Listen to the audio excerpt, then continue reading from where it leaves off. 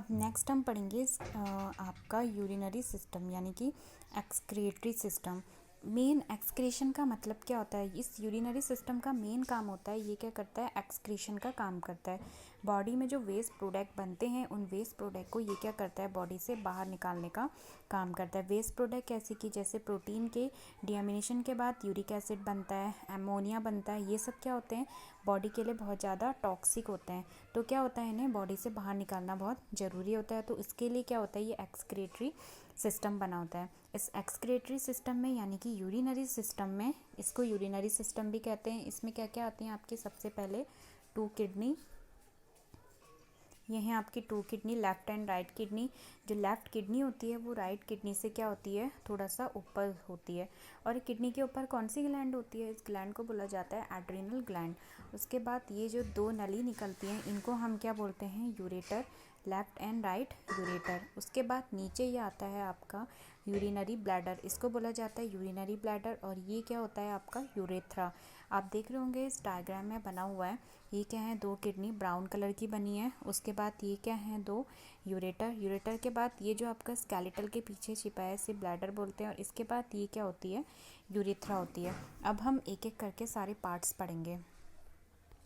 तो सबसे पहले यूरिनरी सिस्टम। यूरिनरी सिस्टम एक बॉडी का सबसे मेन एक्सक्रीटरी सिस्टम होता है। इसका फंक्शन क्या होता है? यह क्या करता है? बॉडी से जो रिमूवल या वेस्ट प्रोडक्ट होते हैं उनको बॉडी से बाहर निकालने का काम करता है। अब है एनाटॉमी। एनाटॉमी यानी कि उसकी संरचना क्या है, उसमें कौन कौन से पार्ट आते हैं। तो यूरिनरी सिस्टम जो होते हैं उसमें सबसे पहले हमने क्या पढ़ा था? 2 किडनियाँ पढ़ी थी। उसके बाद 2 यूरेटर पढ़ा था और यूरिनरी ब्लैडर, और सबसे लास्ट में क्या होता है? यूरेथ्रा। तो फर्स्ट है आपका किडनी। किडनी क्या होती है? बीन शेप की होती है। बीन जो होता है ना, बीन की तरह होती है। और कैसी होती है? कलर में कैसी होती है? रेड ब्राउन, बेसिकली होती है ब्राउन कलर की होती है। और वही है इसका, हमने क्या पढ़ा था कि जो लेफ़्ट किडनी होती है वो राइट किडनी से थोड़ा ऊपर की साइड प्रेजेंट होती है।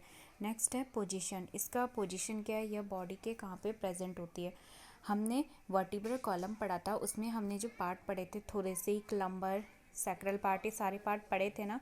तो जो पोजीशन होता है, जो आपकी किडनी होती है वो थोरेसिक और लंबर वर्टिब्रा के सेंटर में प्रेजेंट होती है। इस किडनी का साइज कितना होता है? ये जो होती है 10 से 12 सेंटीमीटर, 10 से 12 सेंटीमीटर तक लंबी होती है। और इसकी मोटाई, थिकनेस कितनी होती है? 25 सेंटीमीटर तक इसकी थिकनेस होती है। वेट कितना होता है किडनी का? 130 से 150 ग्राम है।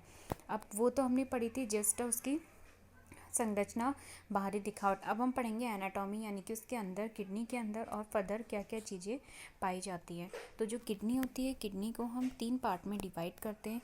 ये जो आप देख रहे होंगे, ये सबसे बाहर का जो पार्ट होती है, आपका किडनी का डायग्राम है, सबसे बाहर का पार्ट है उसको हम क्या बोलते हैं? कॉर्टेक्स। अब मेडुला दूसरा पार्ट है, second inner medulla, and third part होता है पेल्विस। तो आप देखेंगे जो बीच की ऐसी लाइनिंग वाली पार्ट है, इस पूरे पार्ट को हम क्या बोल रहे हैं? मेडुला। और जो आप इस सेंटर का जो पार्ट है जो खाली सा है, इस सेंटर वाले पार्ट को बोला जाता है पेल्विस, जहाँ से आपकी जो ये क्या निकलता है? यूरेटर निकलता है। अब जो ये तो था किडनी के पार्ट्स। अब जो किडनी होती है, इस किडनी के अंदर बहुत सारे नेफ्रॉन्स पाए जाते हैं। अब नेफ्रॉन्स क्या होते हैं? नेफ्रॉन्स ही किडनी की फंक्शनल और स्ट्रक्चर यूनिट होती है, यानी कि जिसे बोला जाता है संरचनात्मक और क्रियात्मक इकाई। जो क्या करती? मेन फंक्शन इन्हीं नेफ्रॉन का होता है। एक किडनी में ऑलमोस्ट आपकी 1 मिलियन तक नेफ्रॉन होती है। तो आप अंदाज़ा लगा सकते हैं कि नेफ्रॉन जो होती है कितने ज़्यादा अमाउंट में प्रेजेंट रहते होंगे किडनी में। नेक्स्ट जो है, अब जो नेफ्रॉन है, नेफ्रॉन का भी बॉडी में जो नेफ्रॉन है, नेफ्रॉन के भी अपने अलग अलग पार्ट होते हैं। हमने वो पढ़ा था किडनी। किडनी के अंदर सबसे पहले हमने एनाटॉमी में किडनी पढ़ी थी, 2 किडनी। उसके बाद फिर हमने एक किडनी के पार्ट पढ़े थे, कॉर्टेक्स, मेडुला और पेल्विस। अब जो है थर्ड, हम उसके अंदर किडनी के भी अंदर क्या पाए जाते हैं?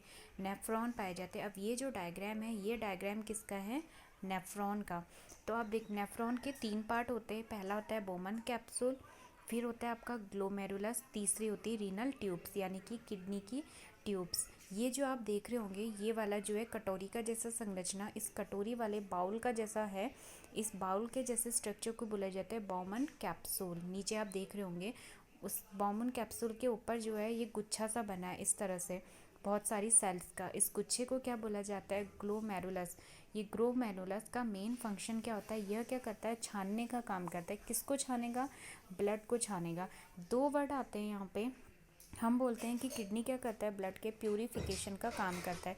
तो हार्ट क्या कर रहा था, हार्ट में भी तो ब्लड का कुछ प्यूरिफिकेशन हो रहा था। हार्ट का मेन फंक्शन क्या करता है, वो क्या करता है, ऑक्सीजनेटेड और डीऑक्सीजनेटेड ब्लड का काम करता है, यानी कि ऑक्सीजनेटेड और डीऑक्सीजनेटेड ब्लड को अलग अलग रखने का काम करता है। वहीं किडनी क्या करती है, आपके ब्लड में जो जो वेस्ट प्रोडक्ट है, जैसे कि यूरिया, यूरिक एसिड, अमोनिया, उन सबको क्या करती है, बॉडी से बाहर निकालने का काम करती है। एफरेंट क्या होगा, एफरेंट आर्टेरियोलिस किसे कहेंगे, जो बॉडी से ब्लड को इस जगह पे लाने का काम करेगा, ब्लड मतलब इम्प्योर। और इफरेंट क्या होगा, जिस उसके बाद क्या होगा, जब ब्लड पूरी तरह से छन गया है तो उस इफरेंट आर्टेरियोलिस के द्वारा बॉडी के फिर पार्ट को, बॉडी के पार्ट को क्या कर देगा, ट्रांसफ़र हो जाएगा। हमने अभी दो पार्ट पढ़े, कौन कौन से, बोमन कैप्सूल जो बाउल का जैसा स्ट्रक्चर है ऐसा वाला, इसे बोला जाता है बोमन कैप्सूल। और बोमन कैप्सूल के ऊपर आप देख रहे होंगे इस तरह से बहुत सारी सेल्स का गुच्छा है, जिन्हें बोला जाता है ग्लोमेरुलस। ये तो होते हैं आपके दो पार्ट। उसके बाद आती हैं आपकी proximal convoluted tube, loop of Henle, distal convoluted tube और कलेक्टिंग डक्ट। ये वाला जो इतना पार्ट है इसे बोला जाता है PCT, यानी कि प्रॉक्सिमल कॉन्वोल्यूटेड ट्यूब। अब जो ऐसा लंबा सा है, इस पार्ट को बोला जाता है लूप ऑफ हेनले। नेक्स्ट है, तीसरा पार्ट है आपका डिस्टल कॉन्वोल्यूटेड ट्यूब। ये जो है DCT से हम, ये वाला जो पार्ट है इसको हम बोल रहे हैं डिस्टल कॉन्वोल्यूटेड ट्यूब। उसके बाद फर्दर ये है कलेक्टिंग डक्ट, जहाँ पे आके यूरिन क्या हो जाएगा, फिर कलेक्ट हो जाएगा। इसमें हमने पढ़ा आपका नेफ्रॉन तक का पार्ट। नेफ्रॉन का स्ट्रक्चर एग्जाम में आ जाता है नेफ्रॉन के बारे में बनाने को। अब है blood supply to the kidney. Body के हर एक पार्ट में क्या होता है, प्योर ब्लड और इम्प्योर ब्लड इधर उधर जाता है। इधर उधर मतलब इम्प्योर ब्लड जो है कहाँ जाएगा, हार्ट में जाएगा। इम्प्योर ब्लड मतलब ऑक्सीजनेटेड और डीऑक्सीजनेटेड। हार्ट में ऑक्सीजनेटेड जाएगा, किसके द्वारा जाता है हार्ट में, अगर आपने हार्ट अच्छे से पढ़ा होगा तभी समझ में आएगा। उसके बाद हार्ट से जो है ब्लड एओर्टा के द्वारा प्योर होके किडनी को पहुंचता है। यहाँ पे हम किडनी की बात करें तो बॉडी के और पार्ट्स के लिए भी ऐसे ही होता है। तो किडनी के लिए कौन सी आर्टरी आती है, रीनल आर्टरी। रीनल आर्टरी क्या करेगी, हार्ट से प्योर ब्लड कहाँ लेके आएगी, इस किडनी में लेके आएगी। इतना आपको समझ में आ गया।